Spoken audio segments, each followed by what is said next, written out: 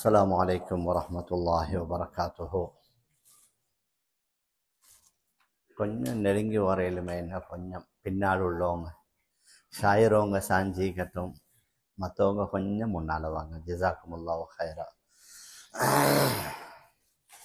அல்ஹம்துலில்லாஹ் அல்ஹம்துலில்லாஹி நஹ்மதுஹு வ நஸ்தஈனுஹு வ நஸ்தக்ஃபிருஹு வ நுஅ்மினு பிஹி வ நதவக்கலு அலைஹி wa na'udzu billahi min shururi anfusina wa min sayyiati a'malina may yahdihillahu fala mudilla lahu wa may yudlilhu fala hadiya lahu wa ashhadu an la ilaha illallah wahdahu la sharika lahu wa ashhadu anna sayyidana wa nabiyyana wa maulana muhammadan abduhu wa rasuluhu sallallahu ala sayyidina muhammadin wa ala alihi wa ashabihi wa sallama tasliman kathira. faqad qala Allah subhanahu wa ta'ala fi muhkamihi at-tanzil wal furqanil majid. بعد أعوذ بالله من الشيطان الرجيم بسم الله الرحمن الرحيم. إنا نحن نزلنا الذكر وإنا له لحافظون. وقال النبي عليه الصلاة والسلام ومنزل عليك كتابا لا يغسله الماء. صدق رسول الله صلى الله عليه وسلم. சங்கைக்குரிய கண்ணியத்திற்குரிய மேலான பெரியார்களே, சகோதரர்களே, எனது அன்பிற்குரிய தாய்மார்களே, சகோதரிகளே, ஒரு புனிதமான ரமதானுடைய மாதத்தில் நாம் எல்லாம் அல்லாஹுடைய மாளிகையில் வீற்றிருக்கின்றோம். இந்த மாதத்திற்கு நிறைய சிறப்புகள் இருக்குது. ஹதரத் ரசூலுல்லாஹி ஸல்லல்லாஹு அலைஹி வஸல்லம் ரமதானுடைய மாதம் ஆரம்பிப்பதற்கு ஒரு நாள் அல்லது 2 நாளைக்கு முன்னால சஹாபாக்கள் எல்லோரையும் அமர வைத்து சொல்வார்கள், வெகு விரைவில் உங்களுக்கு ஒரு மாதம் ஒன்று வரப்போகுது. அது ஷஹ்ருன் முபாரக், பரக்கத் பொருந்திய மாதம், மாண்புகள் நிறைந்த மாதம். அந்த மாதத்துடைய நோன்பு நோட்பதை அல்லாஹ் கடமையாக்கி இருக்கிறான். அதனுடைய இரவுகளில் நின்று வணங்குவதை அல்லாஹ் சுன்னத்தாக்கி வைத்திருக்கின்றான். அந்த மாதத்துல செய்யக்கூடிய ஒரு ஃபர்துக்கு 70 ஃபர்துடைய நன்மைகள், அந்த மாதத்திலே செய்யக்கூடிய ஒரு சுன்னத்திற்கு ஒரு ஃபர்துடைய நன்மை, சொர்க்கம் அலங்கரிக்கப்படக்கூடிய மாதம், நரகத்துடைய வாசல்கள் அடைக்கப்படக்கூடிய மாதம், ஷைத்தானுக்கு விலங்குகள் போடப்படக்கூடிய மாதம் என்றெல்லாம் ஹதரத் ரசூலுல்லாஹி ஸல்லல்லாஹு அலைஹி வஸல்லம் சொல்லி தன்னுடைய சஹாபாக்களை உற்சாகப்படுத்துவார்கள். அதுல ஆக விசேஷமான ஒன்று என்னென்ற குர்ஆன் இறங்கிய மாதம். குர்ஆன்லேயே அல்லாஹ் மிக தெளிவாக சொல்லிவிட்டான், ஷஹ்ரு ரமதான் அல்லதி உன்ஸில ஃபீஹில் குர்ஆன்.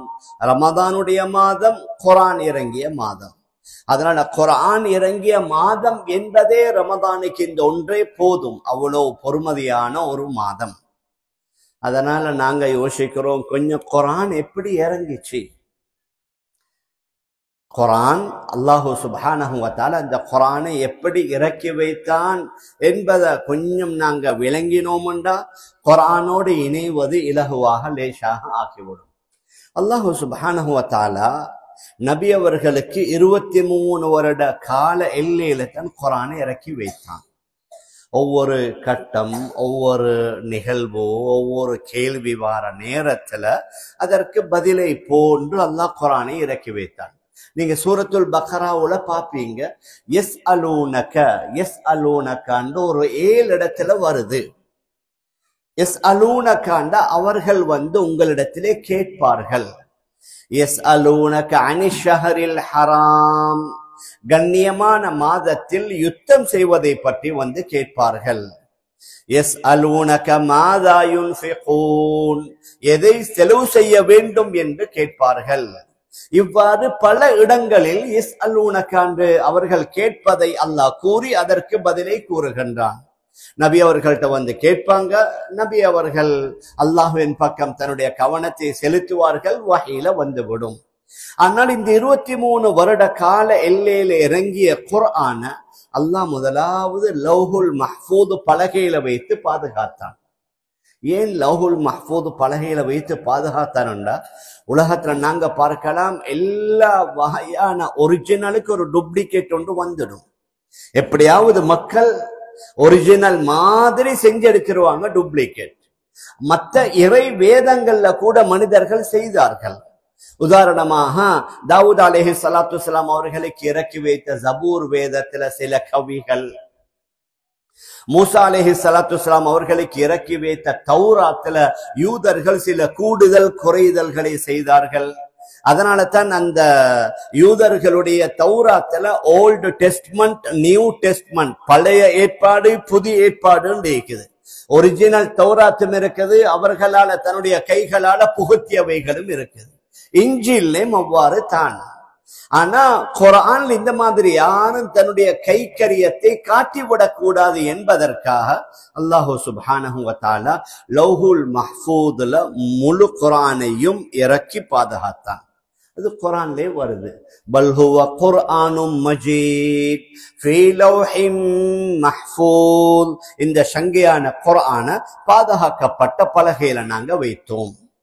அங்கிருந்து அல்லாஹ் என்ன செய்தான், இதே ரமதானுடைய மாதத்துல லைலத்துல் கத்ர் இரவுல லௌஹுல் மஹ்ஃபூதிலிருந்து பைத்துல் மஅமூருக்கு இறக்கி வைத்தான். பைத்துல் மஅமூர் என்பது வானத்துல ஒரு விசாலமான ஒரு மஸ்ஜித். பூமியில உள்ளவர்கள் நாங்கள் வணங்குவதற்கு பைத்துல்லா இருப்பதை போன்று வானிலே உள்ள வானவர்கள் வணங்குவதற்குரிய ஒரு விசேஷமான மஸ்ஜித் தான் பைத்துல் மஅமூர் அல்லது பைத்துல் இஸ்ஸா. இது குர்ஆன்ல மிக தெளிவாக வருது. அத ரமதானுடைய மாதம் லைலத்துல் கத்ருடைய இரவுல அல்லாஹ் இறக்கி வைத்தான். குர்ஆன்ல அதுவும் தெளிவாக வருது. இன்னா அன்ஸல்னாஹு ஃபீ லைலத்தின் முபாரகத்தின் இன்னா குன்னா முன்திரீன். இந்த குர்ஆனை நாங்க சங்கையான லைலத்துல் கத்ருடைய இரவுல நாங்க பைத்துல் மஅமூருக்கு இறக்கி வைத்தோம். அங்கிருந்து தான் ஹதரத் ஜிப்ரீல் அலைஹி ஸலாத்து வஸலாம் கொஞ்சம் கொஞ்சமாக நபி அவர்களுக்கு முன்னால வந்து ஓதுவார்கள். எதுவுமே எழுதி ஒன்னும் கொடுக்கப்படல. நபி அவர்களுக்கு முன்னால வந்து ஓதுவார்கள்.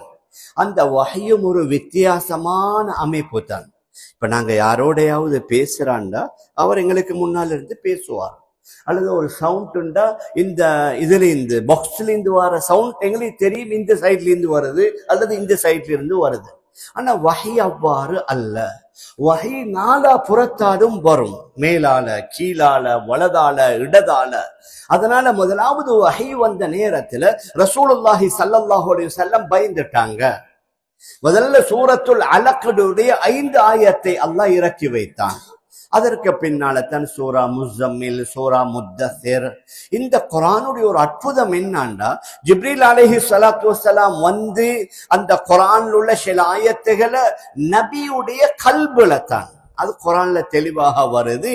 அலா கல்பிக்க, உங்களுடைய கல்பின் மீது நாங்க இறக்கி வைத்தோம். முதல்ல நபியுடைய கல்புல அல்லாஹ் அதை பதிய வைத்தான். ஜிப்ரீல் அலைஹி ஸலாத்து வஸலாம் வந்து ஒரே ஒரு தடவை ஓதுவார்கள். அந்த ஒரு தடவையிலேயே நபி ஸல்லல்லாஹு அலைஹி வஸல்லம் அந்த முழு குர்ஆன் ஆயத்தையும் பாடமாக்கி கொள்வார்கள். அதாவது அந்த நேரத்துல இறங்கி 5 ஆயத்து இருக்கலாம், 10 ஆயத்து இருக்கலாம், 20 ஆயத்து இருக்கலாம், 80 ஆயத்து இருக்கலாம். ஒரு சூரா சில நேரத்துல சூரத்துல் அன்ஆம்னு நீங்க கொஞ்சம் குர்ஆன் எடுத்து பாருங்க, அது ஒரு ஜுஸ்ஐ விட அதிகம். ஒரே மஜ்லிஸ்ல ஹதரத் ஜிப்ரீல் அலைஹி ஸலாத்து வஸலாம் சூரத்துல் அன்ஆம் ஓதுகிறார்கள். ரசூலுல்லாஹி ஸல்லல்லாஹு அலைஹி வஸல்லத்துக்கு பாடமா போயிருச்சு. ஆரம்பத்துல வஹீவான நேரத்துல நபி அவர்களுக்கு கொஞ்சம் ஒரு தயக்கம், நான் இதை மறந்துடுவேனோ தெரியா. அதனால ஜிப்ரீல் ஓதுற நேரத்துல நபி அவர்களும் சேர்ந்து தன்னுடைய நாவை அசைக்க ஆரம்பிப்பார்கள். இப்ப வஹ்யின் மூலமாக அல்லாஹ் வழிகாட்டுகின்றான். லா துஹர்ரிக் பிஹி லிசானக லிதஅஜல பிஹி இன்ன அலைனா ஜம்அஹு வ குர்ஆனஹு ஃபஇதா கரஅனாஹு ஃபத்தபி' குர்ஆனஹு சும்ம இன்ன அலைனா பயானா. நம்முடைய தூதர் ஓதக்கூடிய நேரத்துல நீங்க நான் வசக்காதீங்க. இன்ன அலைனா ஜம்அஹு வ குர்ஆனஹு, அந்த குர்ஆனை ஒன்று சேர்த்துப்பதும் அதை ஓத வைப்பதும் நம்முடைய கடமை. அதனால் அவர் ஓதுற நேரத்தில் நீங்க கேளுங்க. நபி ஸல்லல்லாஹு அலைஹி வஸல்லம் அமைதியா கேட்பாங்க. அவர்கள் எத்தனை ஆயத்தை ஓதினாலும் அந்த ஒரு தடவையில நபி உங்களுக்கு பாடமாகிடும். நாங்க சும்மா உதாரணத்துக்கு எங்கட ஒவ்வொரு இன்றைக்கு வெள்ளிக்கிழமை நீங்க ஜும்மா தொழுதிருப்பீங்க. அநேகமா எங்கட நாட்டிலையும் தான் இங்கேயும் தான் வெள்ளிக்கிழமையில ஜும்மாவோட சப்ஹிஸ்மா ஹல் அத்தா நாங்க ஓதுறோம். இப்ப நாங்க 30-40 வருஷமாக இதை கேட்டுக்கொண்டிருக்கிறோம். எங்கள் எத்தனை பேருக்கு சப்ஹிஸ்மா பாடம், எங்கள் எத்தனை பேருக்கு ஹல் அத்தாக்க ஹதீஸுல் காஷியா பாடம். ஆனால் இந்த குர்ஆனுடைய ஒரு அற்புதம், ஒரு தடவை ஜிப்ரீல் அலைஹிஸ்ஸலாத்து வஸலாம் ஓதுவார்கள், நபி அவர்கள் அதை பாடமாக்கி முடித்திருப்பார்கள். அதற்கு பின்னால இந்த ரமதானுடைய மாதத்துல தான் தௌர். இப்ப சில வேளை உங்களோட பிள்ளைகள் மதரசாவில் ஓதுற ஹிஃப்து பண்றான்டா, இப்ப என்ன செய்றீங்க, இப்ப நான் தௌர் பண்றேன். தௌருண்டா என்ன, அத மடக்கி மடக்கி ஓதுற. இதுவரைக்கும் பாடமாக்கிய 10 ஜுஸ திருப்பி ஓதுற. இதுவரைக்கும் பாடமாக்கிய 30 ஜுஸ திருப்பி ஓதுற. அப்ப ரமதான்ல அதுவரைக்கும் வஹீல வந்தது எல்லாத்தையும் ஹதரத் ரசூலுல்லாஹி ஸல்லல்லாஹு அலைஹி வஸல்லம் ஜிப்ரீல் அலைஹிஸ்ஸலாத்து வஸலாம் அவங்களுக்கு ஓதி காட்டுவாங்க. அவர் பார்த்துட்டு ஓகே பண்ணுவாங்க. நபி அவர்கள் வஃபாத்தான அந்த வருஷத்துல 2 தடவை தௌர் செஞ்சதாக ஆயிஷா ரலியல்லாஹு அன்ஹா அறிவிக்கிறாங்க. நபி அவர்கள் சொல்லித்தான், நான் வளமையா ஒவ்வொரு வருஷமும் ஒரு தடவை தான் தௌர் பண்ணுவேன், இந்த வருஷம் மட்டும் ரமதான்ல 2 தௌர் அப்படின்னு இதோட என்னுடைய வாழ்நாள் முடிய போகுது என்று ஹதரத் ரசூலுல்லாஹி ஸல்லல்லாஹு அலைஹி வஸல்லம் சொல்லிப்பாங்க. அப்ப நபி அவர்கள் முதல்ல அவர்களுடைய உள்ளத்துல தான்.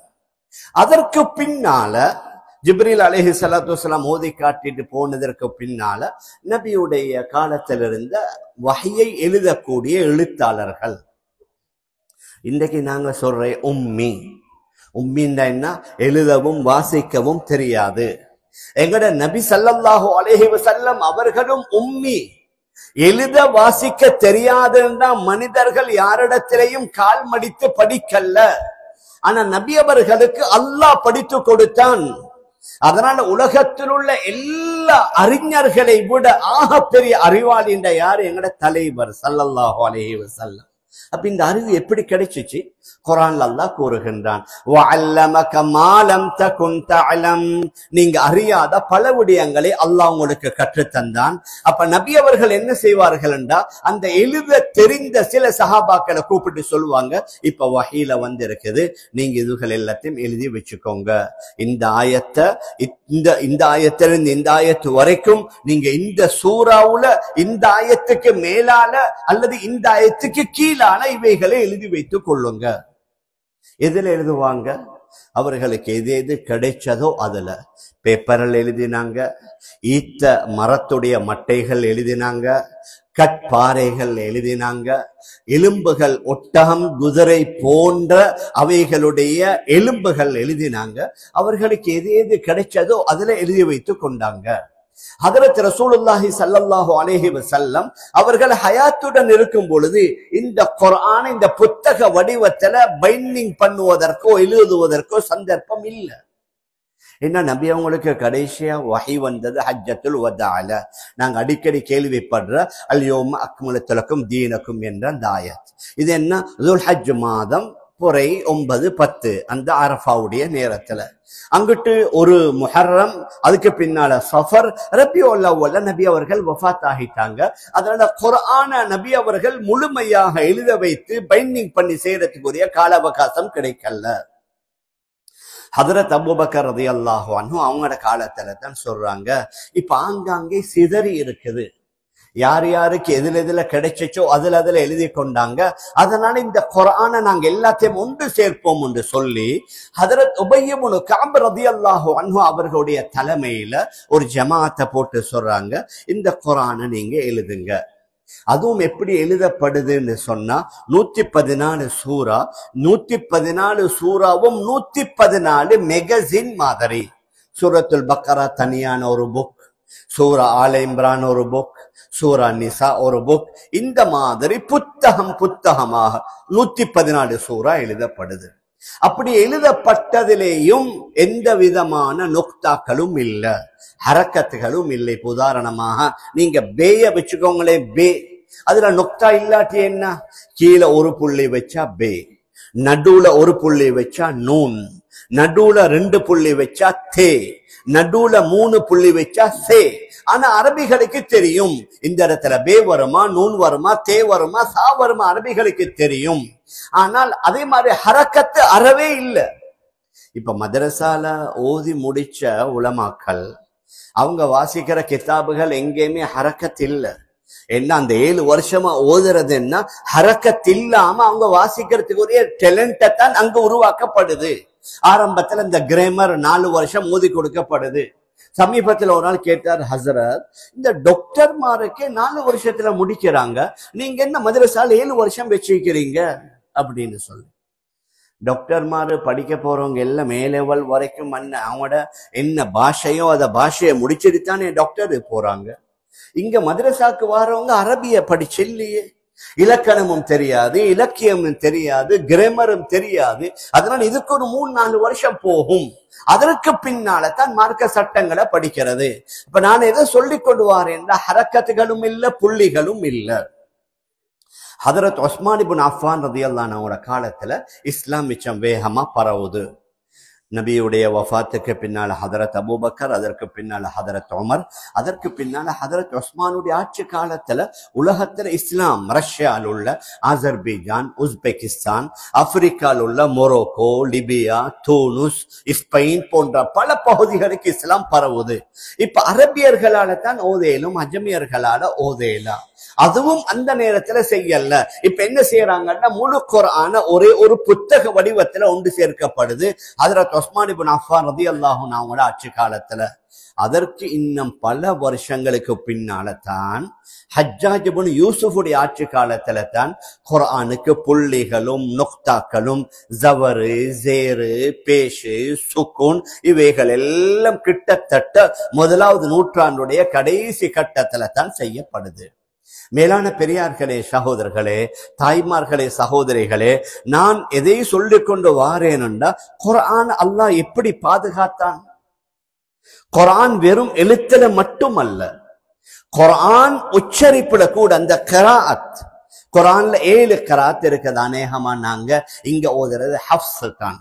மொரோக்கோ அங்கிங்கெல்லாம் வருஷன்னு சொல்லி ஒரு கிராத் ஒன்று ஓதுவாங்க. அதிகமா எங்கட நாடுகள்ல ஹப்ஸுடைய அடிப்படையில் உள்ள கிராத்து தான். ஆனா இந்த கிராத்தும் 100க்கு 100 பாதுகாக்கப்பட்டிருக்குது. காரிமார் யாரும் நினைச்ச மாதிரி ஓதேலாம். நீங்க பாருங்க, ஹரம் ஷரீஃப்ல, மக்காவுல, மதீனால எத்தனை இமாம்கள் தொழுவிக்கிறாங்க. அவங்களோட ராகம் வேணுமென்ற வித்தியாசம். ஆனா அந்த சட்டம் 100க்கு 100 எல்லாரும் ஒரே சட்டத்தை தான் ஃபாலோ பண்ணுவாங்க. அப்ப குர்ஆன் அது எழுத்திலையும் பாதுகாக்கப்பட்டிருக்குது, உச்சரிப்பிலையும் பாதுகாக்கப்பட்டிருக்குது, ஓதுற முறையும் பாதுகாக்கப்பட்டிருக்குது. அதற்கு பின்னால குர்ஆனுக்கு விரிவுரைகள் அன்று முதல் இன்று வரைக்கும் எழுதி கொண்டிருக்கிறாங்க. அந்த விரிவுரைகள் எழுதி யாரும் அதில் உள்ள முடிவை தொட்டதாக இல்ல. நபியுடைய ஹதீஸ் அன்று முதல் இன்று வரைக்கும் ஹதீஸுக்கு விளக்கம் அதுல யாரும் அதுல ஒரு முடிவை தொட்டதாக வரலாறு இல்லை. நான் எதை சொல்ல வாரேன்னா, அப்படி அற்புதமான ஒரு வேதமும் குர்ஆனும் ஹதீஸும் தான் எங்களே கிடைச்சிருக்குது. ஆனா இதை வச்சு நாங்க என்ன செய்யறோம்? மேலான பெரியார்களே, சகோதரர்களே, தாய்மார்களே, சகோதரிகளே, அப்ப குர்ஆனுக்கு நானும் நீங்களும் செய்யற ஹித்மத் என்ன? எங்களுக்கு முன்னா எந்த அளவுக்குண்டா, ஒரு நான் நம்புற மாதிரி ஒரு 100-200 வருடங்களுக்கு முன்னால, அப்ப பாகிஸ்தான் எல்லாம் இந்தியாவுடைய சேர்ந்து தான் இருந்துச்சு. இந்திய உபகண்டத்துல பெண்கள், அதாவது பெரிய வயசை அடைந்துட்டா, பெரியவர்களாக ஆனா அவங்களோட வேலை என்னன்னா கையால குர்ஆன் எழுதுவாங்க. திருமணம் முடிக்கிற வரைக்கும் ஆரம்பிச்சு எழுதி திருமணம் முடிக்கிறதுக்கு முன்னால மாஷா அல்லாஹ் முழு குர்ஆன் எழுதி முடிச்சிருவாங்க. இப்ப அந்த குர்ஆனை தான் தன்னுடைய கணவனுக்கு திருமணத்திற்கு பின்னால ஒரு ஹதியாவாக கொடுப்பாங்க. இன்றைக்கு நீங்க பார்க்கலாம், துருக்கியில டொப்கோப்பின்ற ஒரு மியூசியம் இருக்குது. அதே மாதிரி உஸ்பெகிஸ்தான்ல தாஷ்கந்த்னு சொல்லி ஒரு மியூசியம். இந்த மாதிரியான மியூசியங்கள்ல உலகத்துல கையால எழுதப்பட்ட நூற்றுக்கணக்கான குர்ஆன் பிரதிகள் இருக்குது. நான் எதை சொல்ல வாரேன்னா, எங்களுக்கு முன்னால வாழ்ந்தவர்கள் குர்ஆனை எழுதினாங்க, எங்களுக்கு முன்னால வாழ்ந்தவர்கள் குர்ஆனுக்கு விளக்கம் எழுதினாங்க. எங்களுக்கு முன்னால வாழ்ந்தவர்கள் ஹதீஸுக்கு விளக்கத்தை எழுதினாங்க. இன்று முதல் குர்ஆன் பாதுகாக்கப்பட்டு, அதனால தான் அல்லாஹ் குர்ஆன்ல கூறுகின்றான், இன்னா நஹ்னு நஸல்னா ذிக்ர் வ இன்னா லஹு லஹாஃபிதூன். இந்த குர்ஆனை நாமே இறக்கி வைத்தோம், இந்த குர்ஆனை நாமே பாதுகாப்போம். இன்று வரைக்கும் நம்முடைய சில விரோதிகள் குர்ஆன்ல எதையாவது ஒரு திருத்தத்தை கொண்டு வரணும் என்று பார்க்கறாங்க, இயலாது. ஏன்? அது பாதுகாக்கக்கூடிய பொறுப்பு அல்லாஹ் தான் எடுத்திருக்கிறான். அதனால தான் நம்முடைய சில விரோதிகளுக்கு எங்களின் மீது உள்ள ஆகப்பெரிய ஒரு பொறாமை என்னண்டா, இந்த குர்ஆன்ல ஒரு மாற்றத்தையும் இதுவரைக்கும் செய்ய இயலா. ஏண்டா அப்படித்தான் அல்லாஹ் குர்ஆனை பாதுகாத்து வைத்திருக்கிறான், நபியுடைய ஹதீஸை பாதுகாத்து வைத்திருக்கிறான். அப்ப அவர்கள் எல்லாம் குர்ஆனுக்கு தேவையான ஹிதமத்துகளை செஞ்சாங்க. ஆனா இன்றைக்கு நானும் நீங்களும் இந்த குர்ஆனுக்கு என்ன செய்யலாம்? இந்த குர்ஆன் தானே உலகத்துல பலர்களுக்கு வழிகாட்டி இருக்குது. கொள்ளக்காரர்களை திருத்தி இருக்குது, கொலைக்காரர்களை மாத்தி இருக்குது. உலகத்துல வந்த பஞ்சமா பாதகங்கள் ஈடுபட்ட எத்தனையோ பேரை இந்த குர்ஆன் மாத்தி இருக்குது. 2014 நினைக்கிறேன், நாங்க யூகேக்கு ஜமாத்துல போயிருந்தோம். போயிருந்த நேரத்துல எங்களோட ஒரு பிரதர் சுலைமான், அவர் இஸ்லாத்துக்கு வந்தவர், வெள்ளக்காரன், எங்களோட ஜமாத்துல வேலை செஞ்சாரு. அப்ப அவர்கிட்ட நாங்க கேட்டோம், சுலைமான் நீங்க எப்படி இஸ்லாத்துக்கு வந்தீங்க? அப்ப அவர் என்னண்டா, அவர் இந்த சயின்டிஸ்டுக்கு படிச்சு கொண்டிருக்கிறார் யூனிவர்சிட்டியில. அவரோட ஒரு பாகிஸ்தான் சகோதரரும் அவரோட படிக்கிறார். அந்த சகோதரர் அடிக்கடி இவர்கிட்ட இஸ்லாத்தை பத்தி சொல்றது, அடிக்கடி குர்ஆனை பத்தி சொல்றது. அப்ப சொல்லி ஒரு நாள் கொண்டு வந்து குர்ஆனை கொடுத்துட்டாரு, நீங்க இதை படிச்சு பாருங்க. ஆனா மிச்சம் மரியாதையா குர்ஆனை கொடுத்து, நாங்க இதுக்கு மிச்சம் கண்ணியம் கொடுக்கிற, அதனால கண்ட இடத்துல போட்டுடாதீங்க, கீழே வைக்காதீங்க, அசுத்தமான நேரத்துல பிடிக்காதீங்க, இதுக்கு நாங்க மிச்சம் மரியாதை கொடுக்கிறோம், அதனால நீங்க சுத்தமா கண்ணியமா எடுத்து இந்த குர்ஆனை படிங்க.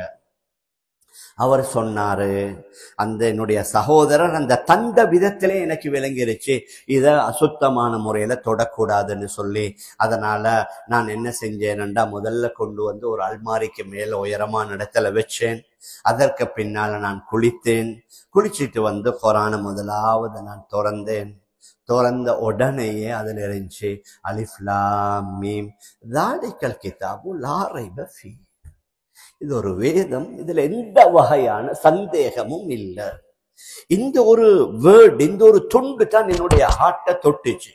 உலகத்துல சந்தேகம் இல்லாத ஒன்றுமே இல்லை, ஆனா இதுல லா ரைப ஃபீஹி, எந்த சந்தேகமும் இல்லைன்னு சொல்லிட்டானே. இப்ப அதை நான் படிக்க ஆரம்பிக்கிறேன். எனக்கு அதுல ஒரு இன்ட்ரெஸ்ட் ஒன்று வந்துருச்சு. அதற்கு பின்னால நான் அவரை கூப்பிட்டு சொல்லி நான் களிமா சொன்னேன், நான் இஸ்லாத்தை ஏற்றுக்கொண்டேன். அதற்கு பின்னால் இஸ்லாத்தை நான் அது பெரிய ஒரு வரலாறு, நான் படிக்கணும். அதற்கு பின்னால் நான் ஜமாத் போகணும். நான் பாகிஸ்தானுக்கு 9 மாசம் போனேன், அங்க ஜமாத்துல நான் ஈடுபட்டேன். அதற்கு பின்னால மீண்டும் நான் யூகேக்கு வந்தேன். அப்ப உங்களுக்கு தெரியும் பெனிஃபிட்ஸ் இருக்குது மிச்சம். அமெரிக்கா, கனடா, லண்டன்ல எல்லாம் பெனிஃபிட்ஸ் என்ன, அவங்க ரெஃப்யூஜிஸ் ஏற்றுக்கொள்ளப்பட்ட மாசம் ஒரு கணக்கு கொடுப்பாங்க. எனக்கு பெனிஃபிட்ஸ் தேவையில்லை, இந்த சும்மா அரசாங்கத்துடைய சல்லி பணம் தேவையில்லை, நான் உழைத்து ஹலாலா சம்பாதிக்கணும்னு சொல்லி அவருடைய நிறைய இதுகளை சொல்லி கொண்டிருந்தாரு. கடைசியில் அவர் அந்த இது 90கள்ல அவர் நடந்ததை சொன்னது 90கள்ல. அந்த நேரத்துல அவருடைய அந்த யூகே இங்கிலீஷ் உங்களுக்கு தெரியும், அதனால அதை டியூஷன் கிளாஸ் எடுக்கணும் என்று அவர் ஒரு அறிவிப்பு போடுறாரு. அப்ப சவுதியிலிருந்து ரியாதிலிருந்து ஒரு ஸ்கூல் அவருக்கு ஆஃபர் வருது, எங்களுடைய ஸ்கூலுக்கு நீங்க இங்கிலீஷ் படிப்பிக்க வாங்கன்னு சொல்லி அவர் அங்க போய் இங்கிலீஷ் படிப்பிக்கிறாரு. இங்கிலீஷ் படிப்பிக்கிற நேரத்துல குர்ஆனை படிக்கிறார். குர்ஆனை படிச்சு எந்த அளவுக்கு குர்ஆனோட இணைந்துட்டாருண்டா, எங்கட பரம்பரை முஸ்லிம்கள் தோத்து போவாங்க, அந்த அளவுக்கு குர்ஆனை அழகாக ஓதுறார். ஏன்னா நான் நேரடியா ஜமாத்துல வேலை செஞ்சேன். அவருக்கு ஃபஜ்ர் தொழுவிக்க சொன்ன அப்படி மாஷா அல்லாஹ் குர்ஆன் ஓதுவாரு. எங்களோட பரம்பரை முஸ்லிம்கள் கூட தோத்து போய்த்துருவாங்க. அப்ப எங்களோட ஜமாத்துல அந்த சகோதரரும் கொரோனால வஃபாத் ஆகிட்டாரு. அவர் எங்களோட இலங்கையில் உள்ள ஒரு ஊரை சேர்ந்தவர். அவருக்கு கொஞ்சம் குர்ஆன் ஓத தெரியாது. அவர் எங்களோட அமீசாப்ட வந்து சொல்லுவாரு, அமீசாப் இவர் எனக்கு தாங்க, நான் இவருடைய குர்ஆனை திருத்துறேன்னு சொல்லி. நான் தனிமையில யோசிக்கிறேன், பாருங்க, இவர் பரம்பரை முஸ்லிம், இவர் இலங்கையில எங்கட நாட்டுல ஒரு ஊர்ல பிறந்து வளர்ந்தவர். இந்த மனுஷன் இஸ்லாத்துக்கு வந்தவர் இப்ப அல்லாஹ் எப்படி வைக்கிறான்டா, இஸ்லாத்துக்கு வந்தவர் பரம்பரை முஸ்லிமுடைய கராத்தை திருத்துறாரு. நீண்ட வரலாறு. அதற்கு பின்னால் அவர் திருமணம் முடிச்சு இப்ப நாங்க 2014 போன நேரத்துல தான் அவருடைய மூத்த மகனுக்கு இப்ப கல்யாணம் முடிக்க போறான்னு சொல்லி கொண்டிருந்தாரு. நான் எதை சொல்ல வாரேன்டா, இப்படி நூற்றுக்கணக்கான வரலாறுகள் இருக்குது. குர்ஆனின் மூலமாக மனிதர்களுடைய வாழ்க்கை மாறி இருக்குது. ஆனா இந்த குர்ஆனோட நாங்க இணைஞ்சிக்கிறோமா? நாங்க எங்களோட ஊர்கள் இருக்கிற நேரத்துல எப்படி எப்படி மோதினோம். எங்களோட வாப்ப ஓதுரத்தை கண்டோம், எங்களோட உம்மை ஓதுரத்தை பார்த்தோம். 70 வயசு கண்ணாடி போடாம ஓதுவாங்க, 80 வயசு கண்ணாடி போடாம ஓதுவாங்க. எப்ப பார்த்தாலும் கைகள்ல தஸ்பீஹைக்கும். நீங்க யாரும் தயவு செய்து கோவிச்சு கொள்ளாதீங்க. ஆனா இந்த குர்ஆன் ஓதுற காட்சிகள் இங்க எங்களுக்கு பார்க்கப்படுதா? ஏண்டா எங்கட உம்மா வாப்பா அவங்க செஞ்சதை நாங்க பார்த்தோம். ஏண்டா நாங்க செஞ்சாதான் எங்கட வளர்ற பிள்ளைகள் பார்ப்பாங்க. இப்ப நான் இஷாவுக்கு முன்னால ஒரு பிள்ளை அவர் என்னோட பேசினாரு. சொன்னார், ஹசரத் நான் ஆன்லைன்ல ஓதுறேன். என்னுடைய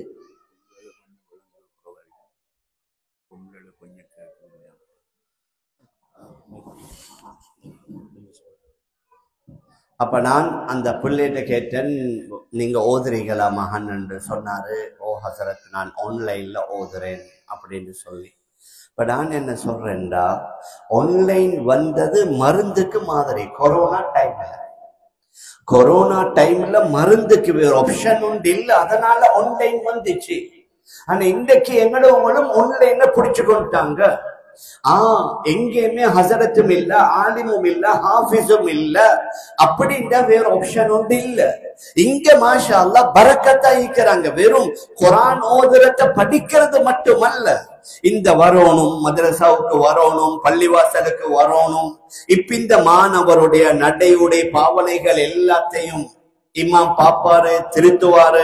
புள்ள இப்படித்தான் தொழணும், இப்படித்தான் ஓதணும், இப்படித்தான் உட்காரணும், இப்படித்தான் பேசணும்.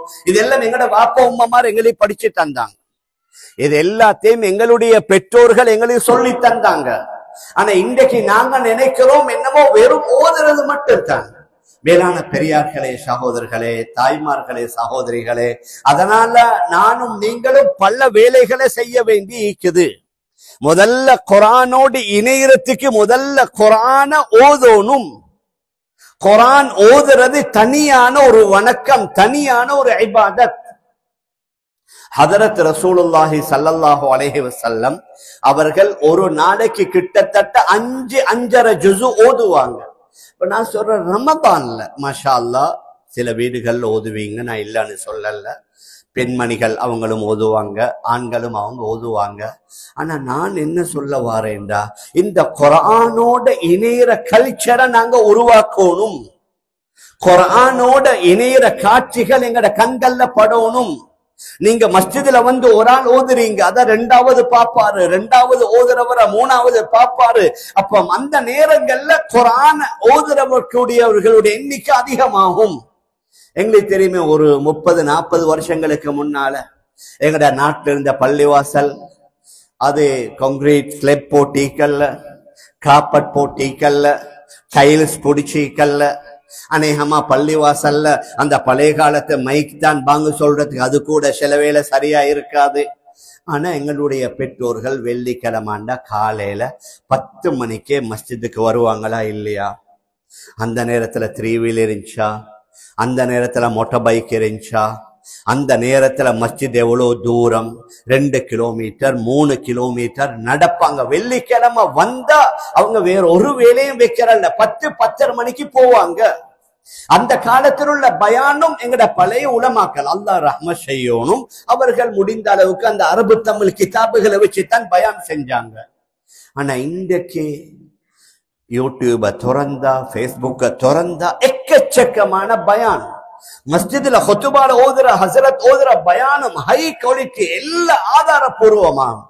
நான் எதை சொல்ல வாரேன்டா, இந்த அளவுக்கு எல்லாம் குவாலிட்டியுடைய பயான கேட்கிறோம், எங்கட செயல்ல வந்துருச்சா? யாரும் தவறா நினைக்க மாட்டீங்கன்னா நான் சொல்றேன், சொல்லவா உண்டா? யாரும் தவறா நினைச்சுக்கொள்ள வானம். ஏண்டா நான் நீங்க எல்லாம் மஹப்பத்து, அதுல தான் நீங்க வந்து சேர்ந்திருக்கிறீங்க. இஷா தொழுக ஆரம்பிக்கும் போது 2 சஃப் தான் இருந்துச்சு. அதற்கு பின்னால தான் மாஷா அல்லாஹ் எல்லாம் வந்திருக்கிறீங்க. இஷான்றது ஃபர்து, கட்டாயம். தராவீஹ் அது சுன்னத்து, செஞ்சா அல்ஹம்துலில்லாஹ் நன்மை. அப்ப அதுக்கு மேல இந்த பயான் இருக்குது, அதுக்கு மேல தான் பயான் கேட்கறது சுன்னத்து கூட இல்ல. நீங்க உற்சாகத்துல வந்திருக்கிறீங்க. நான் எதை சொல்ல வாரேன்டா, இன்றைக்கு நாங்க எப்படி போறோம்னு சொன்னா நிறைய நாலேஜ் இருக்குது, ஆனா செயல்கள் குறைவாயிக்குது. மேலான பெரியார்களே, சகோதரர்களே, தாய்மார்களே, சகோதரிகளே, அதனால நாங்க என்ன முதல்ல எங்கள்கிட்ட அமல் இபாதத்து வரணும். ஃபர்தான தொழுகைக்கு முக்கியம். நீங்க ஃபர்த தொழுது தராவீஹ் தொழாம போனீங்க, பிரச்சனையே இல்ல. ஆனா தராவீஹ் தொழுதீங்க, ஃபர்து தொழல, இஷா தொழாம தராவீஹ் செல்லுபடியே ஆகாது. தராவீஹுடைய டைம் எப்ப வருதுன்ற இஷா தொழுதாத்தான். இஷாவுக்கு பின்னால தான் தராவீஹ். நான் எதை சொல்ல வாரேன்டா, சில நேரத்துல நாங்க எதை முற்படுத்தணும் எதை பிற்படுத்தணும்னு எங்களுக்கு விளங்குது இல்ல. ஐங்கால தொழுக உங்களுக்கு இங்க இந்த மஸ்ஜித், நான் தான் ஜப்பான்ல நிறைய இடங்களுக்கு போனேன்.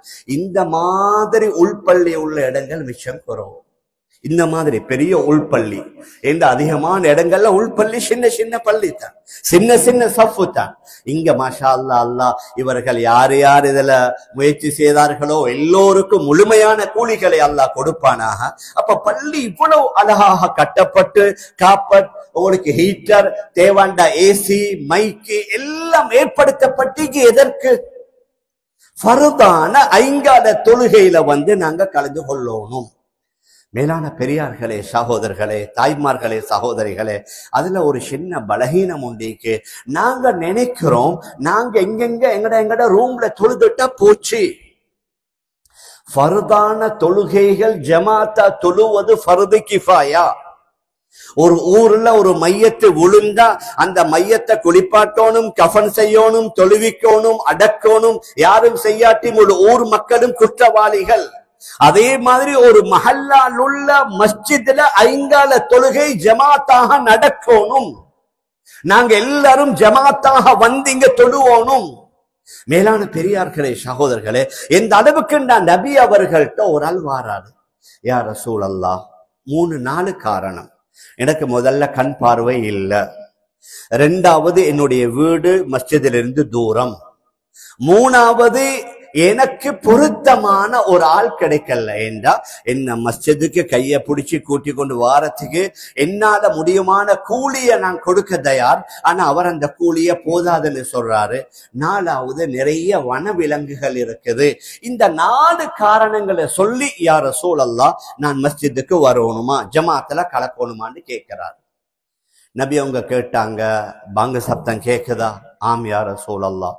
சொன்னாங்க, பாங்கு சப்தம் கேட்டா நீங்க மஸ்ஜிதுக்கு வந்து ஜமாத்தோட தான் தொழணும். இந்த அளவுக்கு ஒரு ஹதீஸ்ல வருது, லா ஸலாத்த லிஜாரில் மஸ்ஜித் இல்லா ஃபில் மஸ்ஜித். பள்ளிக்கு பக்கத்தில் உள்ளவர், மஸ்ஜிதுக்கு பக்கத்தில் உள்ளவருக்கு மஸ்ஜிதுல தொழுதாதான் தொழுகையே கூடும். மேலான பெரியார்களே, சகோதரர்களே, அதனால நான் மிச்சம் உங்களோட பணிவா கேட்கிறேன், மஸ்ஜிதுகள் இந்த மாதிரி செய்யப்பட்டிருக்கிற அமலை கொண்டு ஹயாத்தாகணும். ஐங்கால தொழுகையில நாங்க எல்லாரும் மேக்சிமம், நீங்க கிட்ட இருந்தீங்கன்னா தூரத்துல பிசினஸ் போனீங்க, வேலைக்கு போனீங்க, அந்தந்த இடங்களை தொழுது கொள்வீங்க. ஆனா நீங்க மக்ரிபுக்கு வந்தா, இஷாக்கு வந்தா, ஃபஜ்ருக்கு வந்தா இங்க வரணும். இங்க வந்து நாங்க மஸ்ஜிதுல ஜமாஅத்தா தொழுதால் தான் இந்த மஸ்ஜிதுக்குரிய ஹக்கை அதா செய்தவர்களாக நாங்க மாறுவோம். இல்லாட்டி நாங்க குற்றவாளிகள். ஏன் இவ்வளவு பெரிய மஸ்ஜித கட்டி ஒவ்வொன்றுக்கும் ஒரு ஹக் கொண்டு இருக்குது. மஸ்ஜிதுக்குரிய ஹக்கன்னா அந்த மஸ்ஜிதுல ஐங்கால தொழுகை ஜமாத்தாக தொழப்படணும். அந்த மஸ்ஜிதை சூழ உள்ள எல்லோருமே வந்துடணும். நீங்களோட இந்தியா பாகிஸ்தான் பேசிக்கிறீங்களோ தெரியல, அங்க ஹனஃபிகள்கிட்ட 2வது ஜமாத் இல்ல, ஒரு ஜமாத்து தான். அதனால அவங்க ஜமாத்துண்டா வந்துடுவாங்க டைமுக்கு. எங்க போனாலும் சரி, விண்டரோ சம்மரோ எத்தனை மணியாக இருந்தாலும் சரி, ஏன்னா அவங்களோட பிக்ஸ் டைம் தான். அவங்க அடிக்கடி மாத்திரல்ல. ஃபஜ்ர் இத்தனை மணிக்கு, துஹர் இத்தனை மணிக்கு, அசர் இத்தனை மணிக்கு, மக்ரிப் பாங்கு சென்னதோட இஷா. அதனால பிக்ஸ் டைம். அதனால அவர்களுடைய ஒரு ஜமாத்து தான் வந்து சேர்ந்துருவாங்க. எங்களுடைய ஷாஃபி மத்ஹப்ல 2வது ஜமாத் 7 மணி வந்ததனால 1வது ஜமாத்துக்குள்ள முக்கியத்துவம் குறைஞ்சிருச்சு. மேலான பெரியார்களே, சகோதரர்களே, அதனால இந்த புனிதமான ரமதானுடைய மாதத்துல மாஷா அல்லாஹ் நீங்க உறுதி ஒன்று எடுக்கிறீங்க. இன்ஷா அல்லாஹ் யாரு மஸ்ஜிதுக்கு பக்கத்துல ஒரு 200 மீட்டர், 300 மீட்டர், 500 மீட்டர் வாகனம் இல்லாண்டவங்க நடந்து வந்துடணும். வாகனம் இல்லாதவங்களுக்கு தான் நான் சொல்றேன் 500 மீட்டர். வாகனம் உள்ளவங்க ஒரு 5 கிலோமீட்டர் வரைக்கும் வரலாம். இதை விட தூரத்தில் உள்ளவங்க எல்லாம் வாராங்க. நாங்க வந்து மஸ்ஜித நீங்க தொழுது பாருங்க. காலையில ஃபஜ்ர ஜமாத்தோட தொழுது பாருங்க. அந்த நாள் எப்படி அமையும்? ஹதீஸ் ஷரீஃப்ல வருது, மன் ஸல்ல சுப்ஹ ஃபீ ஜமாஅத்தின் ஃபஹுவ ஃபீ திம்மத்தில்லாஹ். யாரு ஃபஜ்ருடைய தொழுகையை ஜமாத்தோட தொழுகிறாரோ அவர் அல்லாஹ்வுடைய பாதுகாப்புல இருக்கிறாரு. இன்றைக்கு எங்களுக்கு சரியான பயம். எங்கட யங்ஸ்டர்ஸ், திருமணம் முடிக்காதவர்கள், இங்க எந்த தெரியும் பலவிதமான சூழல், மதுவுடைய சூழல், பெண்களுடைய சூழல், விபச்சாரத்துடைய சூழல், பல சூழல் இருக்குது. இதிலிருந்து நாங்க எங்களை பாதுகாக்கணுமா? இன்ஷா அல்லாஹ் நீங்க ஃபஜ்ர ஜமாஅத்தோட மஸ்ஜிதுல தொழுது பாருங்க. நபியுடைய ஹதீஸ் பொய்யாகாது. அவர் அல்லாஹ்வுடைய பாதுகாப்பில் இருக்கிறாரு. எல்லா விதமான பாவங்களிலிருந்து அந்த தொழுகை அவரை பாதுகாக்கும், தடுக்கும். குர்ஆன்ல வருது, இன்ன ஸலாத்த தன்ஹா அனில் ஃபஹ்ஷாஇ வல் முன்கர். நிச்சயமாக தொழுகை மோசமான மானக்கேடான காரியங்களை விட்டும் அவர்களை தடுக்கும். நாங்க 2 வருஷமாயிருக்கும் அமெரிக்காவுல. அங்க டெக்சாஸ் பெரிய மாநிலம். அதுல டெலஸ் என்று சொல்லி ஒரு இடம் ஒன்று இருக்குது. அப்ப அங்க ஜமாத் வேலை செய்ய கொண்டிருக்கிறோம். காலையில ஃபஜ்ர் தொழுததுக்கு பின்னால, ஃபஜ்ருக்கு மாஷா அல்லாஹ் வாராங்க, வந்து தொழுதுட்டு போனாங்க. அதற்கு பின்னால சில யங்ஸ் மாணவர்கள் வந்தாங்க, 10, 12, 13 வயசு வாலிபர்கள். அதே மாதிரி யங் கேர்ள்ஸும் வந்தாங்க. மாணவர்கள் எல்லாம் வந்து ஒரு ரூமுக்கு போனாங்க, மாணவிகள் வந்து வேறொரு ரூமுக்கு போனாங்க. மஸ்ஜிதுடைய இமாம்கிட்ட கேட்டும், இது என்ன? இது காலையில ஒரு 7 மணி இருக்கும். இது என்ன சொன்னாங்க? இந்த ரூம்ல ஒரு ஹாஃபிஸ் இருக்கிறாரு, இந்த பிள்ளைகள் குரானை பாடமாக்குறாங்க. இந்த ரூம்ல ஒரு ஹாஃபிஸா லேடி இருக்கிறா, அவட்ட இந்த பெண்மணிகள் எல்லாம் குரானை பாடமாக்கி ஹிஃபுது பண்ணுவாங்க, ஹிஃபுது கொடுப்பாங்க. ஒரு 10:30, 11 மணிக்கு ஆண்கள் வெளியில வராங்க. பெண்கள் எங்களுக்கு தெரியல, உள்ளுக்கு இருப்பாங்களைக்கும். அவங்க வந்து அவங்களோட அந்த கொண்டு வந்த அந்த என்ன பிரேக்ஃபாஸ்ட் அது இது எடுத்துட்டு ஒரு ½ கொஞ்சம் பேச்சு கொண்டு திருப்பி போறாங்க. அப்ப நான் கேட்டேன், இப்ப மறுக்க எங்க போறாங்க? சொன்னாங்க, உள்ளுக்கு ரூம்ல அவங்களுக்கு ஹோம் ஸ்கூல், லேப்டாப், கம்ப்யூட்டர் எல்லாம் வச்சிருக்குது. ஸ்கூல்ல படிக்கிற பாடங்களை ஃபுல்லா அவங்க இங்க படிக்கிறாங்க. முழு சப்ஜெக்ட் அங்க கவர் பண்றாங்க. மாலையில ஒரு 3, 3:30 மணியோட போறாங்க. அப்ப நான் கேட்டேன், இவங்க ஸ்கூலுக்கு அனுப்புற இல்லையா? சொன்னாங்க, இல்ல. என்ன உங்களுக்கு தெரியும், எங்களுடைய ஸ்கூலுடைய என்வாய்மெண்ட் மோசம். சில நாடுகள்ல ஆண்கள் பெண்களை விரட்டணும். அங்க அமெரிக்காவுல பெண்கள் தான் ஆண்களை விரட்டுவாங்க. அவ்வளோ பயங்கரமான ஃபித்னா. இதிலிருந்து நாங்க பாதுகாக்கணும். இந்த பிள்ளைகள் அல்ஹம்துலில்லாஹ் முதல்ல குர்ஆனு டைம் கொடுக்கறாங்க. அதுக்கு பின்னாடி ஸ்கூல் சிலபஸை கவர் பண்றாங்க. இவங்க வருஷ கடைசியில எக்ஸாமினேஷன் அவங்க பேத்தி ஸ்கூல்ல அவரு பிரின்சிபலோட பேசி அனுமதி தந்திக்கிறாங்க. இவர் பேத்தி எக்ஸாம் எழுதுறாரு. மாஷா அல்லாஹ் அங்க ஃபுல் டைம் படிக்கிற மாணவ மாணவிகளை விட இந்த மதரசா ஓதுற மாணவ மாணவிகள் ஹை ரேங்க்ல வாராங்க. ஏன்? ஃபஜ்ர் தொழுதாங்க, குர்ஆனோடு இணைகிறாங்க. மேலான பெரியார்களே, சகோதரர்களே, தாய்மார்களே, சகோதரிகளே, நபியுடைய ஹதீஸும் அப்படித்தான். நபி அவங்க சொன்னாங்க, சத்தகூனு ஃபித்தன், வெகு விரைவுல பல ஃபித்னாக்கள் வரும்.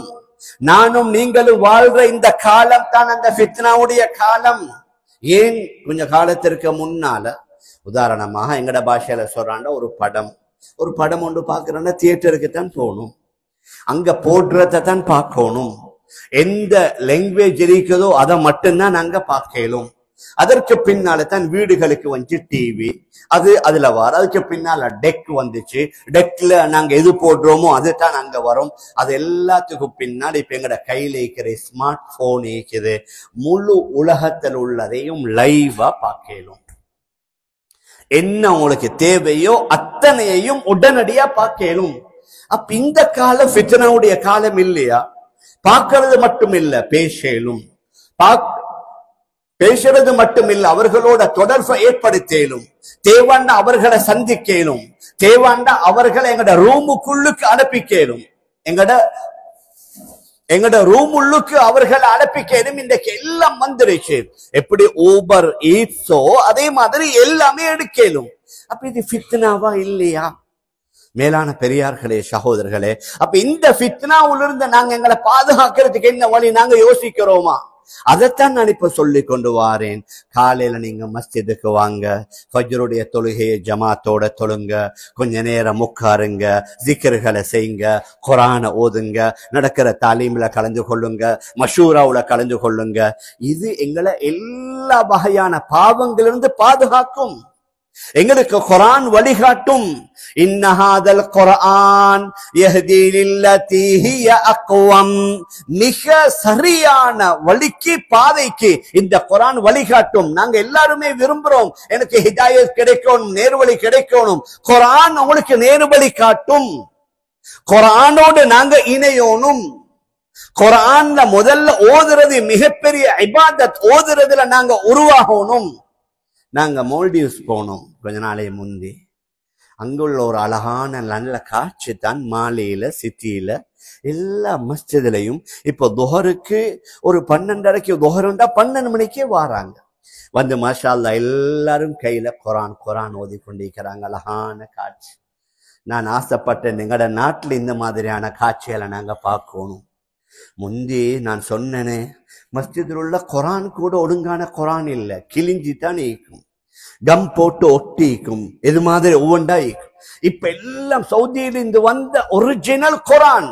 ஆனா எங்கட ஊர்ல உள்ள மஸ்ஜிதுல அல்மாரியில் உள்ள குர்ஆனை பாருங்க பார்ப்போம். அதை எடுத்தா அதுல ஒட்டற. ஏன்? மாச கணக்குல குர்ஆன் எடுத்து இல்ல. மேலான பெரியார்களே, சகோதரர்களே, தாய்மார்களே, சகோதரிகள், இங்க வந்துட்டோம். இப்ப இங்க ஃபெமிலியா உள்ளவங்க இங்கத்தான் நாங்க வாழ்வோம், இன்ஷா அல்லாஹ் இங்கத்தான் நாங்க மரணிப்போம். அப்ப நாங்க என்ன செய்யணும்? எங்கட பிள்ளைகளை பாதுகாக்கிறாண்டா அவங்களுக்கு நல்ல என்வாய்மெண்ட உருவாக்கணும், நல்ல சூழலை உருவாக்கணும். தாய்மார்களுக்கு நிறைய டைம் இருக்குது.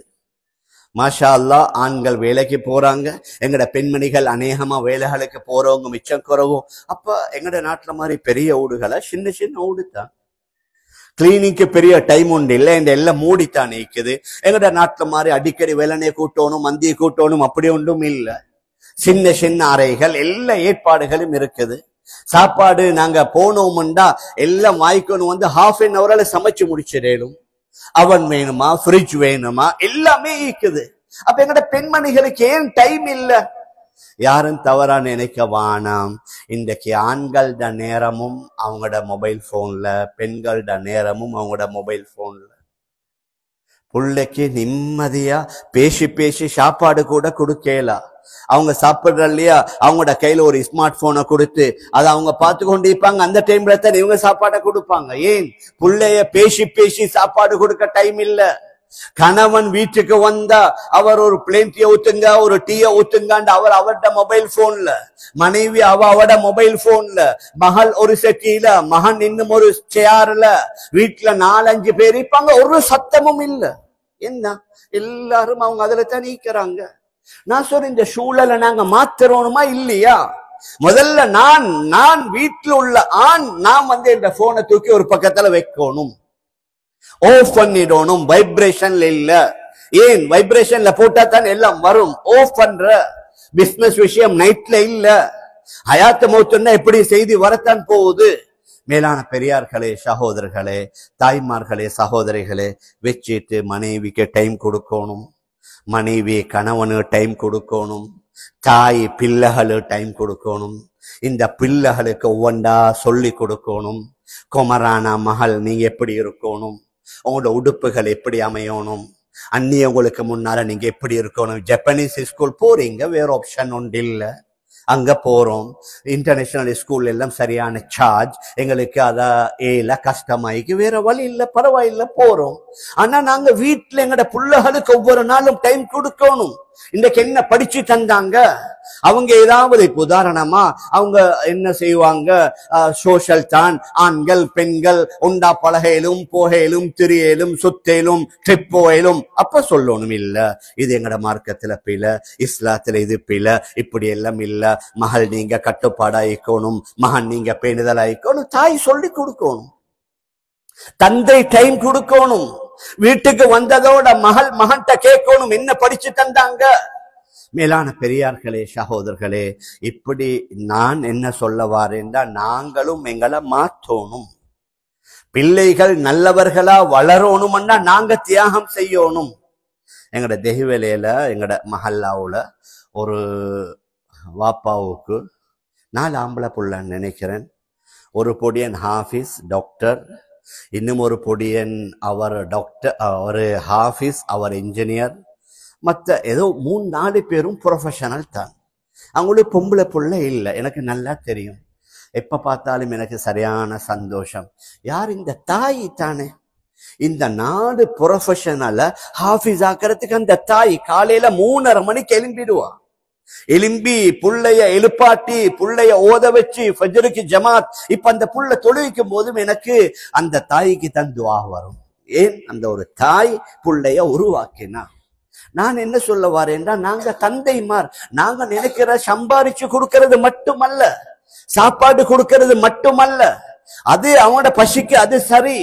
அவங்களுக்கு டைம் கொடுக்கணும், அவங்களுக்கு நேரம் கொடுக்கணும், அவர்களோட உட்காரணும், அவர்களோட பேசணும், அவர்களுக்கு நல்லதை சொல்லி கொடுக்கணும், கெட்டதிலிருந்து அவர்களை தூரமாக்கணும். மேலான பெரியார்களே, சகோதரர்களே, தாய்மார்களே, சகோதரிகளே, இப்படி செய்தா தான் எங்கட பிள்ளைகள் எங்களை பாதுகாக்கலாம். இல்லாட்டி எனக்கு டைம் இல்லை, நான் அதை பார்க்கணும், நான் இதை பார்க்கணும் என்று கணவன் ஒரு பக்கத்துல மனைவி இன்னொரு பக்கத்துல இருந்தா புள்ளவங்க அவங்க ராவு 12 மணி 1 மணி 2 மணி வரைக்கும் எங்கெங்கேயோ யாரோடைய தொடர்பாகிடுவாங்க. வெள்ளனைக்கு ஸ்கூலுக்கு போனா எழுப்புறது கஷ்டம், வாகனத்துல போகும்போதே தூக்கம். ஏன்? நைட்ல ஒழுங்கா தூங்கினா வெள்ளனை தூக்கம் வராது. நைட்ல அவங்க சரியா தூங்குறல்ல. அவர்களை தூங்க போட்டதற்கு பின்னால்தான் நாங்க படுக்கைக்கு போகணும்.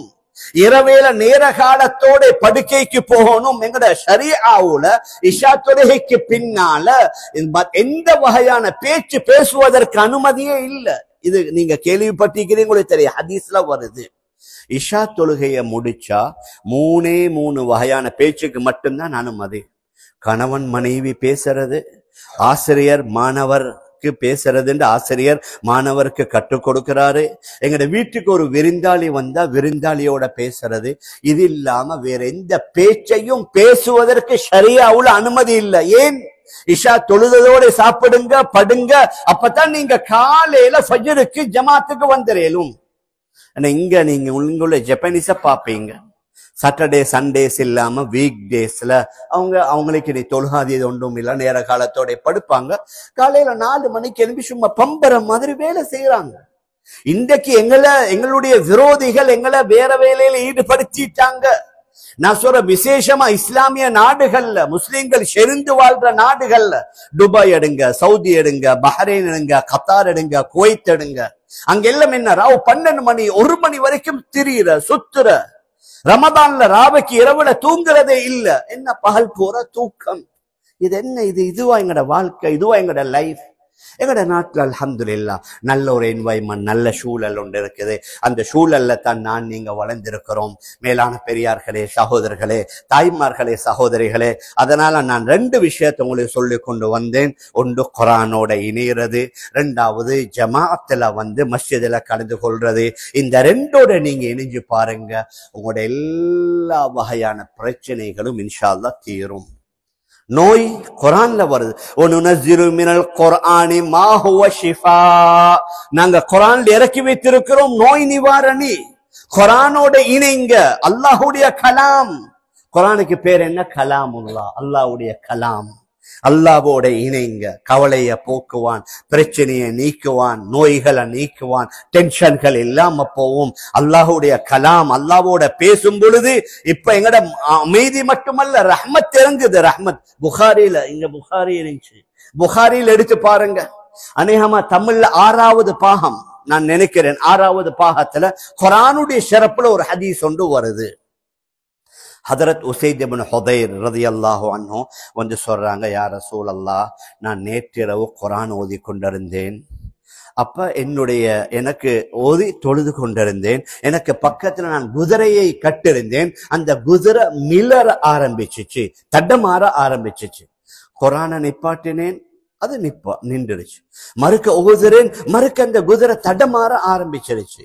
அப்ப நான் என்ன செஞ்சேன், ஓதின குர்ஆனை அவசரமாக முடிச்சிட்டு நான் சுஜூது போய்த்து தொழுகையை முடிச்சிட்டு நான் மேல பார்த்தேன். மேல வெள்ளை கலர் மேகங்கள், அதுள்ளுக்கு ஒரு வகையான வெளிச்சம். நான் அவசரமா முடிச்சதுக்கு காரணம், எங்கட மகன் யஹ்யா கிட்ட படுத்து கொண்டிருந்தாரு. அப்ப பாருங்க, குதிரையும் கட்டிக்குது, மகனும் படுக்கிறாரு, வாப்பாம் தொழுறாரு. இதுதான் அவங்களோட வீட்டுடைய நிலைமை. வேண்ட ஒரு 10க்கு 10 அடி இருக்கும். வாப்பா தொழுறாரு, மகன் படுக்கிறாரு, பக்கத்துல குதிரை கட்டப்பட்டிருக்குது. என்னுடைய குதிரை மகனுக்கு ஏதோ செஞ்சிருமோன்னு சொல்லி பயந்து, யா ரசூலல்லாஹ், நான் அவசரமா தொழுகையை முடிச்சிட்டேன். நபி அவங்க சொன்னாங்க, உசைத், நீங்க ஓதி இருக்க கூடாதா? நீங்க சுபஹு வரைக்கும் ஓதி இருந்தா முழு மதீனத்து மக்களும் அதை பார்த்திருப்பாங்க. உங்களோட கராத்தை கேட்க மலக்குமார்கள் இறங்கிய காட்சி அது. மலக்குமார்கள் இறங்கிக்கிறாங்க உங்களோட கராத்தை கேட்க. நீங்க சுபஹு வரைக்கும் ஓதி இருந்தா முழு மதீனத்து மக்களும் அந்த காட்சியை கண்டிருப்பாங்க.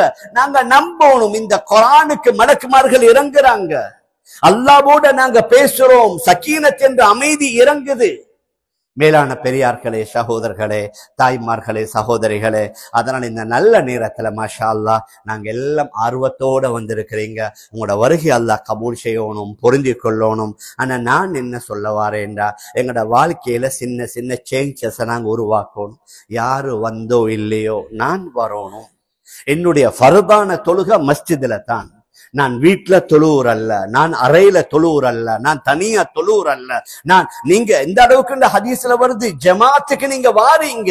ஜமாத் முடிந்திருந்தாலும் உங்களுக்கு ஜமாத்துடைய நன்மை கிடைக்கும்.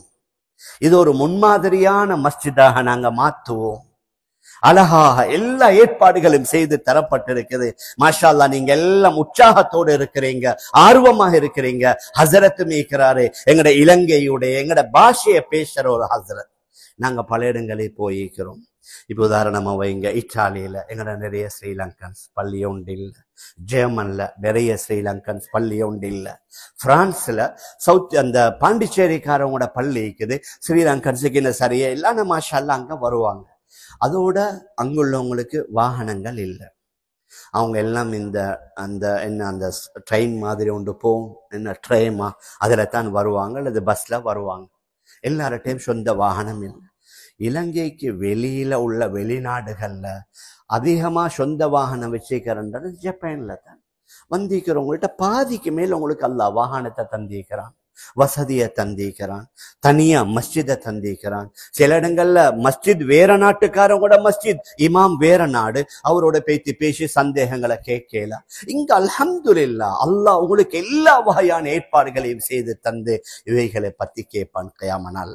அதனால மேலான பெரியார்களே, சகோதரர்களே, தாய்மார்களே, சகோதரிகளே, நான் எதை சொல்ல வாரேன்னு சொன்னா, ரமதான்ல மட்டுமல்ல, அல்லாட்ட துவா கேளுங்க. இஃப்தாருடைய நேரத்துல, தஹஜ்ஜுடைய நேரத்துல, அல்லாஹ் நான் மரணிக்குகின்ற வரைக்கும் ஒரு தொழுகைய நான் மிஸ் பண்றல்ல, ஜமாத்தோட தொழுவேன். எனக்கு ஞாபகம் வருது, எங்களோட ஒரு மேமன் சகோதரர் இருந்தாரு, வஃபாத் ஆகிட்டாரு. அவர் சைனாக்கு பிஸ்னஸுக்கு போற நேரத்திலையும் அவர் என்ன செய்வாருண்டா, ஜமாத்து தொழுகை மிஸ் ஆகாத மாதிரி தான் ஃபிளைட் போடுவார். ஜமாத்து தொழுகை மிஸ் ஆகாத மாதிரி. ஆனா ஃபஜ்ர் அநேகமா அவருக்கு கிடைக்காது. அப்ப அவரோட போன ஒரு ஆள் சொல்வார், ஹஸ்ரத், இவர் பிளைட்ல ஏறினத்திலிருந்து ஃபஜ்ருடைய நேரத்தை பார்த்து பார்த்து பார்த்து பார்த்து இருக்கிறாரு, என்ற தூக்கம் போனா உது முடிஞ்சிடும், உது எடுத்துக்கொண்டு போனது. அதனால ஃபஜ்ரை தொழுததுக்கு பின்னால தான் பிளைட்ல தூங்குவார். அவர் ஹயாத்தோடு இருக்கும் பொழுது அவருடைய மனைவி எனக்கு கால் பண்ணி, ஹசரத் ஒரு சின்ன பர்சனல் விஷயம், வஃபாத் ஆகிட்டாரு, யாருன்னு நான் உங்களுக்கு சொல்லல. அவருடைய மனைவி கால் பண்றாரு, ஹசரத் நாங்க ஷாப்பிங் போறோம், அதாவது பேச்சசிங் போறோம். பேச்சசிங் போன நேரத்துல இவர் அசருடைய நேரம் வந்தா எங்களை அப்படி விட்டுட்டு ஓட்டாரு பள்ளிக்கு.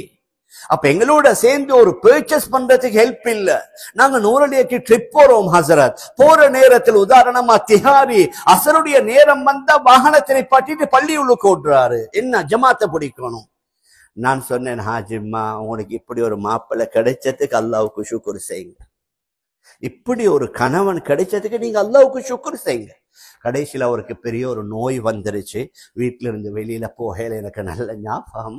அந்த அவர் என்ன செய்தாருன்னா, வீட்டில் ஒரு ஹாஃபிஸை வச்சிருந்தார்.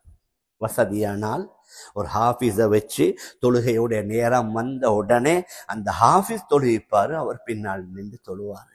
இப்படியானவங்க ஈந்திக்கிறாங்க. அதனால நாங்க முயற்சிகளை செய்வோம் இன்ஷா அல்லாஹ், நியத்துகளை வைப்போம் இன்ஷா அல்லாஹ், குர்ஆனோடு இணைவோம்.